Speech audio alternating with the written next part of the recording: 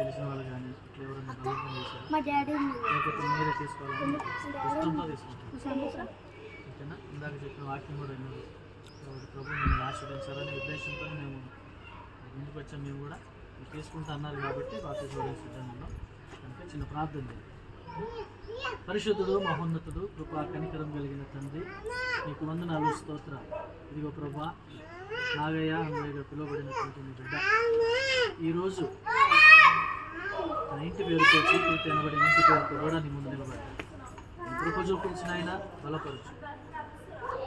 తరతరాలు నిలిచుండే దీవెన ఇచ్చే సమయం ఇది. నీవెంతైనా నమ్మదగిన దేవుడు.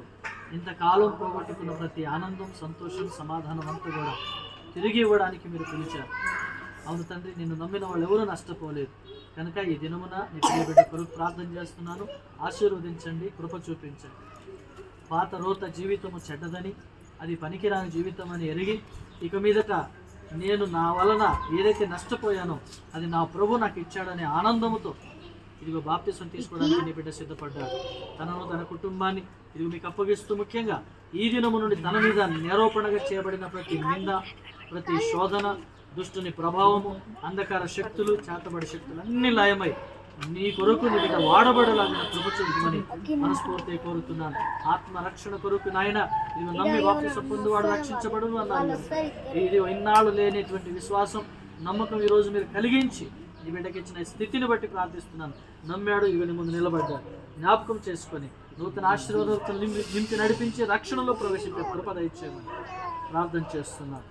అదేవిధంగా సిద్ధపడిన మీకు తండ్రి యొక్కయో, కుమారుని యొక్కయో, పరిశుద్ధాత్మ యొక్క నామములో మీకు బాప్తిసం ఇస్తున్నాం. ఇది మొదలుకొని దేవుని రాకడ వరకు మీరు నిలబడుతున్నారు. పరిశుద్ధాత్మ తండ్రి నీ కృప చూపించి ఆశీర్వదించండి. నేను బలమైన అభిషేకం దయచేయండి. నీ కృపకు అప్పగిస్తున్నా. గత కాలమంతా కూడా నీ ఆత్మతో నడిపించబడలేక ఎన్నో ఆశీర్వాదాలు పోగొట్టుకున్నాడు. ఈ దినము నుండి నూతన ఆత్మ అభిషేకం పొందుకొని నీలో వర్ధిల్లును గాక, ఆశీర్వదించబడును గాక, స్థిరపరచబడును గాక, నీ కొరకు నిలబడే కృప దయచేయమని రక్షణ అనుభవంలో ఉండి అనేకులని సన్నిధికి నడిపించేటువంటి భారము కలిగిన ప్రార్థన పరుడుగా మార్చమని నాగయ్య అన్నయ్యగా పిలువబడినటువంటి నీ బిడ్డ ఇక మీదట చీకుర్తి అనే ఇంటి పేరుతో, జాన్ అనే పేరుతో పిలువబడుతున్న నీ బిడ్డను జ్ఞాపకం చేసుకోండి.